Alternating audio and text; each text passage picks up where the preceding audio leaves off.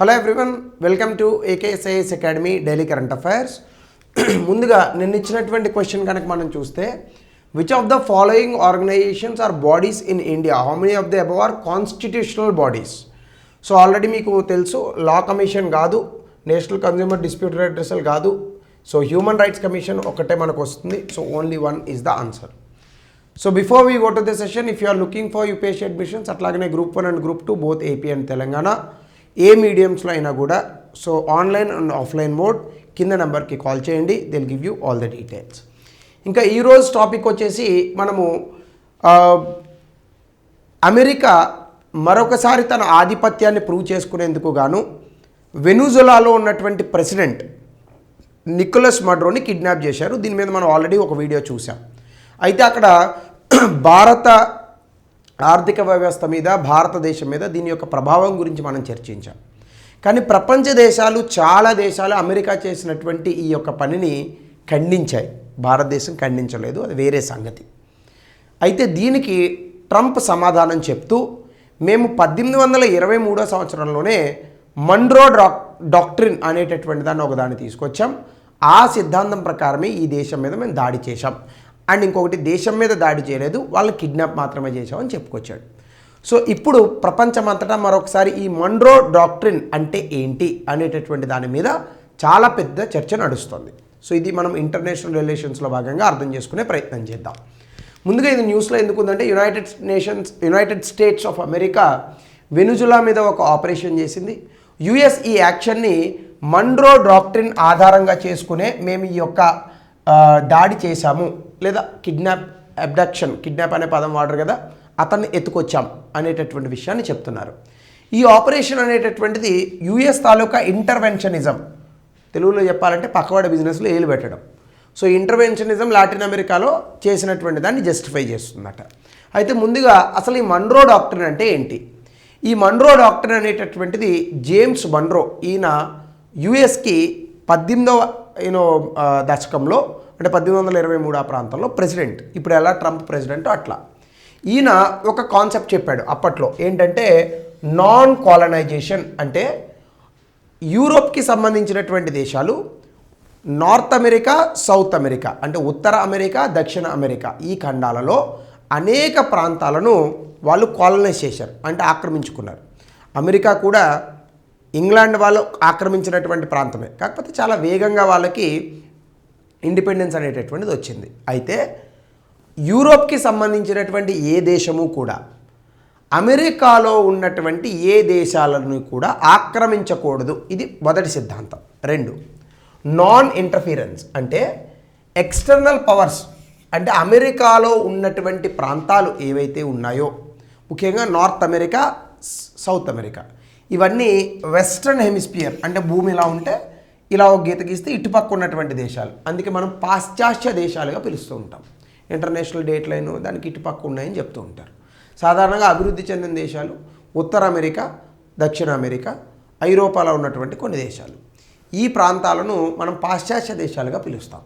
వీళ్ళు ఇక్కడ ఏం చెప్పారంటే, any attempt by external powers to influence nations in western hemisphere it is hostile to US, అంటే పాశ్చాత్య దేశాలలో ఏ దేశంలో జరుగుతున్నటువంటి అంతర్గత వ్యవహారాలలో అయినా వేరొక దేశాలు కనుక వేలు పెడితే అది అమెరికా మీద యుద్ధం ప్రకటించినట్టుగా భావిస్తారు. దీన్ని నాన్ ఇంటర్ఫీరెన్స్. అలాగే యుఎస్ రెస్ట్రైంట్ ఇన్ యూరోప్, మరొక అంశం ఏం చెప్పారు మన్రో డాక్ట్రిన్కి సంబంధించి, అమెరికా యూరోప్కి సంబంధించి, ఐరోపా దేశాలకు సంబంధించినటువంటి వ్యవహారాలలో అమెరికా ఏలుబట్టదు. కానీ ఉక్రెయిన్లో ఏలుబెట్టాడు, కానీ వేలు పెట్టనని చెప్తాడు అట్లా. సో ఇట్లాంటి కొన్ని అంశాలను మన్రో డాక్ట్రిన్లో ఆ రోజు పెట్టారు. తర్వాత దీన్ని Theodore Roosevelt, one of the known presidents, 1904లో ఇక్కడ కూడా రూజ్వెల్ట్ కొరలరీ అని ఒక దాన్ని తీసుకొచ్చారు. ఈయన మన్రో డాక్ట్రిన్ని ఎక్స్పాండ్ చేశాడు. అదేంటంటే లాటిన్ అమెరికా, ముఖ్యంగా దక్షిణ అమెరికా ఖండంలో ఉన్నటువంటి దేశాలకు సంబంధించి అమెరికాకి ఒక హక్కు ఉంటుంది. అదేంటంటే ఇంటర్నేషనల్ పోలీస్ పవర్, అంటే అంతర్జాతీయ పోలీసు అధికారము. అంటే ఏంటి, లాటిన్ అమెరికా దేశాల్లో ఏవైనా కొన్ని ఇబ్బందులు కనుక వచ్చినప్పుడు, అంటే వాళ్ళు తప్పులు చేస్తూ ఉన్న ఆ దేశాల్లో అభద్రత అనేటటువంటిది లేదా ఇన్స్టెబిలిటీ, అభద్రత అని కూడా అనకూడదు. ఇన్స్టెబిలిటీ అంటే మనకి స్థిరత్వం లేకపోవడం, అస్థిరత అనేటటువంటిది ఏర్పడిన, గవర్నమెంట్ ఫెయిల్యూర్స్ అంటే ప్రభుత్వాలు ఫెయిల్ అయినా ఇలాంటి సందర్భాల్లో దక్షిణ అమెరికా ప్రాంతంలో ఉన్నటువంటి దేశాలు, ముఖ్యంగా లాటిన్ భాష ఎక్కువగా మాట్లాడతారు, లాటిన్ అమెరికా అని అంటారు. ఈ లాటిన్ అమెరికా ఖండంలో ఉన్నటువంటి దేశాలు లేదా లాటిన్ అమెరికన్ దేశాలకు సంబంధించి ఇలాంటి సందర్భాల్లో అమెరికా జోక్యం చేసుకోవచ్చు. వాళ్ళకి వాళ్ళే ప్రకటించుకుంటారు. పైసలు ఉంటే ఇదే ప్రాబ్లం. ఎవరికి పైసలు ఉంటే వాళ్ళు వాళ్ళ సొంత రూల్స్ అండ్ రెగ్యులేషన్స్ రాసుకోవచ్చు. ఇప్పుడు మనం కూడా మా పక్కన బంగ్లాదేశ్ ఎక్స్ట్రాల్ చేస్తే బంగ్లాదేశ్ను మేము చంపుతాం, పాకిస్తాన్ ఎక్స్ట్రాల్ చేస్తే పాకిస్తాన్ 4 లెంపకాయలు కొడతామని రాసుకుంటే ఒప్పుకుంటుంది అమెరికా. వేరే దేశాలు ఒప్పుకుంటాయా? వేరే దేశాలకు సంబంధించిన సార్వభౌమ అధికారానికి ఇంకా ఇంపార్టెన్స్ ఏముంది? కానీ వాటి దగ్గర పైసలు ఉన్నాయి, మిలిటరీ ఆధిపత్యం ఉంది, ప్రపంచ దేశాలను శాసించగలిగినటువంటి శక్తి ఉంది. కాబట్టి వాళ్ళ డాక్టర్ని వాళ్ళే, వాళ్ళ సూత్రాలను వాళ్ళే రాసుకుంటారు. అదొక పిచ్చ. అలాగే కోల్డ్ వార్ సమయంలో కూడా సోవియట్ యూనియన్ క్యూబాతో క్యూబన్ మిసైల్ క్రైసిస్ అది వచ్చినప్పుడు ఈ డాక్టర్ని ఇన్వోక్ చేశారు ఆ కాలంలో.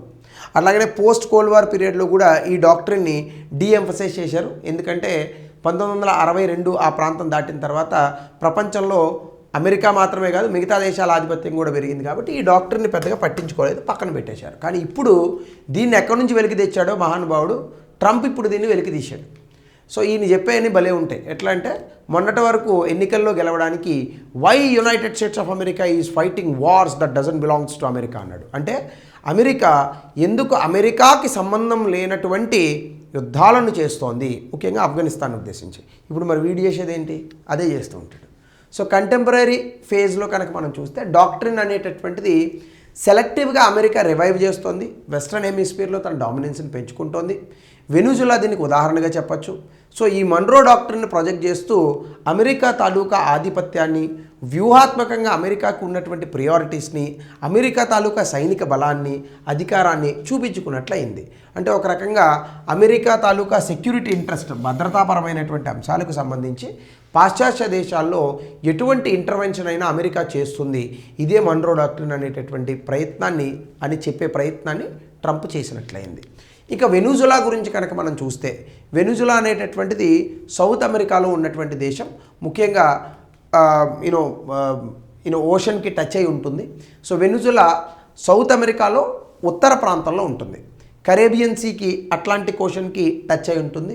ల్యాండ్ బోర్డర్స్లో చూసుకుంటే ఇందాక నేను ఇమేజ్లో చూపించినట్టుగా గుయానా, అలాగే బ్రెజిల్, కొలంబియా ఈ దేశాలతో దీనికి సరిహద్దు ప్రాంతం అనేటటువంటిది ఉంది. పొలిటికల్ సిస్టమ్ కనుక మనం చూసుకుంటే ఇది ఫెడరల్ రిపబ్లిక్. ఇది అంటే ఆ దేశంలో కూడా రాష్ట్రాలు ఉంటాయి, రిపబ్లిక్గా ఉంటుంది. యూనికామరల్ లెజిస్లేచర్ ఉంటుంది. సో యూనికామరల్ అంటే మళ్ళాగా 2 ఉండవు, ఒకటే పార్లమెంట్ ఉంటుంది. క్యాపిటల్ సిటీ కారాకస్ అనేటటువంటి ప్రాంతం. అట్లానే కనుక మనం చూస్తే న్యాచురల్ రిసోర్సెస్ కనుక చూస్తే ఈ దేశంలో విపరీతమైనటువంటి క్రూడ్ ఆయిల్, ముడి చమురు దొరుకుతుంది, న్యాచురల్ గ్యాస్ దొరుకుతుంది, బంగారం, బాక్సైట్, డైమండ్స్. ఇప్పుడు ఇవన్నీ కొట్టేయడానికి అమెరికా ఈ పరిస్థితి అంతా. అందుకే ఆ దేశంలో ఒకరికి నోబెల్ ప్రైజ్ వచ్చింది. ఆమె బహిరంగంగా ప్రకటించింది అమెరికాలో ఉన్నటువంటి అన్ని రకాల ఖనిజ సంపద వెనుజులాలో ఉన్నటువంటి అన్ని రకాల ఖనిజ సంపదను వెలికి తీసేటటువంటి అధికారం అమెరికా కంపెనీలకు ఇస్తామని. అంటే దాని అర్థం ఏంటి? వెనుజులా తాలూకా సంపద అంతా పట్టుకెళ్ళి అమెరికా చేతుల్లో పెడుతున్నారు. Simple logic. అట్లానే ఆ ఎకనామీ కూడా హిస్టారికల్గా, చారిత్రాత్మకంగా చూస్తే ఆయిల్ అమ్ముకునే వాళ్ళు ఎక్కువగా బాగుపడ్డారు. సో వెనుజులా ప్రపంచంలోనే అతిపెద్ద క్రూడ్ ఆయిల్ అంటే ముడి చమురు నిల్వలు కలిగినటువంటి దేశము. సో దీన్ని ఇప్పుడు అమెరికా పూర్తి స్థాయిలో ఉపయోగించుకుంటుంది. అలాగనే ఒపెక్లో మెంబర్గా ఉంది. ప్రపంచంలో ఎనర్జీ సప్లైస్లో ఒకానొక సందర్భంలో అధికంగా ఎగుమతులు చేసినటువంటి దేశంగా కూడా రికార్డు సృష్టించింది. ఇప్పుడు ట్రంప్ వీటన్నిటిని యూజ్ చేసుకొని అమెరికాకే ఈ ముడి చమురును తరలించుకుంటాడు. సో రేపు ఇది జరగబోయేటటువంటి అంశం. అట్లానే ఫిజికల్ జియోగ్రఫీలో కనుక మనం చూస్తే వెనుజులాలో చాలా కనువిందైనటువంటి యాండీస్ పర్వతాలు ఉన్నాయి. లేక్ మరకోయిబోయ్ ఒకటి ఉంది. అలాగే లానోస్ ప్లెయిన్స్ ఉన్నాయి, గియానా హైలాండ్స్ ఉన్నాయి, ఒరెనికో రివర్ సిస్టమ్. ఇవన్నీ కూడా చాలా కనువిందు చేసేటటువంటి ప్రాంతాలు. ఆ ఆర్థిక వ్యవస్థ, అక్కడ ఉన్నటువంటి భౌగోళిక ప్రాంతాలకు కూడా ఇవి చాలా అద్భుతమైనటువంటి ప్రాంతాలు. ఈవెన్ వ్యవసాయం కూడా పాసిబుల్ అవుతుంది. హయ్యెస్ట్ పాయింట్ ఇక్కడ పికో బొలివర్ అనేటటువంటి ప్రాంతం, మనకి హిమాలయస్ ఎలాగో అట్లా.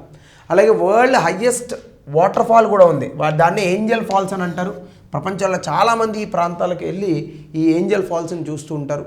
మేజర్ రివర్స్ కూడా మనకి Orinoco, Rio Negro, Lake Maracaibo, largest lake, అసలు దక్షిణ అమెరికాలోనే అతిపెద్ద లేక్ ఇది, ఈ లేక్ మరాకైబో వెస్ట్రన్ వెనిజులాలో ఉంటుంది. కల్చర్లో కనుక మనం చూస్తే యునెస్కో అనేక హెరిటేజ్ సైట్స్ని కూడా గుర్తించింది. కెనైమా నేషనల్ పార్క్ ఒకటి, ఏంజల్ ఫాల్స్ మనందరికీ తెలిసిందే, నయాగరా ఫాల్స్ ఎంత ఫేమస్, ఏంజల్ ఫాల్స్ కూడా అంతే ఫేమస్. అలాగే ఐలాండ్స్ కనుక మనం చూస్తే చాలా వరకు కరేబియన్ ఐలాండ్స్ అనేటటువంటి మనకు ఉన్నాయి. Margarita islands and Los Roques island చాలా ఫేమస్ వెనిజులాలో. అలాగే టెరిటోరియల్ డిస్ప్యూట్స్, గియానా దేశంతో ఎప్పటి నుంచో ఒక ప్రాంతానికి సంబంధించి ఎస్క్విబో అనేటటువంటి ప్రాంతానికి సంబంధించి వీళ్ళకి చాలా పెద్ద డిస్ప్యూట్ ఉంది. అలాగే కొలంబియాతో కూడా సముద్రంలో ఉన్నటువంటి కొన్ని ఐలాండ్లు మావంటే మావని కొలంబియా వీళ్ళు కొట్టుకుంటూ ఉంటారు. అసలు వెనిజులా ఒరిజినల్గా కొలంబియాలో భాగం, అది దాని నుంచి విడిపోయింది 16వ శతాబ్దంలో. సో తర్వాత కనుక మనం చూస్తే use of military force under international law, అసలు అంతర్జాతీయ చట్టాల ప్రకారం అమెరికా వెనిజులా పైన దాడి చేయవచ్చా అనేది కనుక మనం చూస్తే ఐక్యరాజ్య సమితి చార్టర్ ఆర్టికల్ 2 క్లాజ్ 4 ప్రకారం ఏ దేశం కూడా మరొక దేశాన్ని వాళ్ళకున్నటువంటి మిలిటరీ ఫోర్స్తో అసలు భయపెట్టకూడదు. ప్రతి దేశానికి దానికి ఉన్నటువంటి స్వయం ప్రతిపత్తిని, స్వతంత్రతను గౌరవించాలి. దీన్ని కాల రాసింది America. Self defence article 51 UN charter ప్రకారం ఏ సందర్భాల్లో మనము మన తాలూకా ఆర్మ్ అటాక్ను వాడాలి, అవసరం ఉన్నప్పుడు లేదా యుఎన్ సెక్యూరిటీ కౌన్సిల్లో రిపోర్ట్ చేసి కేవలం మన మీద ఏ దేశమైనా అటాక్ చేస్తే అప్పుడు మాత్రమే మనకు ఉన్నటువంటి మిలిటరీ ఫోర్స్ని వాడాలి. సో దీన్ని కూడా అమెరికా కాల రాసింది. అలాగనే ఆర్టికల్ 107 యుఎన్ చార్టర్ ఒకసారి ఏం చెప్పిందంటే వరల్డ్ వార్ 2లో ఎవరైతే శత్రు దేశాలు ఉన్నాయో వాళ్ళు మాత్రమే దెబ్బలాడుకోవడానికి అవకాశాలు ఉంటాయి. ఇప్పుడు అది కూడా తీసేశారు. కాబట్టి ఇవేవి కూడా అంతర్జాతీయ చట్టాల ప్రకారం అమెరికా చేయలేదు, తన సొంత చట్టాల ప్రకారం మాత్రమే వెనిజులాని ఇబ్బంది పెడుతోంది. అలాగే కలెక్టివ్ సెక్యూరిటీ ప్రకారం ఐక్యరాజ్య సమితి భద్రతా మండలిలో ఆర్టికల్ 24, 25 ప్రకారం కలెక్టివ్ మిలిటరీ యాక్షన్ అంటే భద్రతా మండలిలో 5 దేశాలు కలిసి అంతర్జాతీయంగా శాంతి అనేటటువంటి దాన్ని తీసుకురావడానికి ఏ దేశమైనా తప్పు చేస్తే వాళ్ళ మీద యుద్ధం చేయొచ్చు.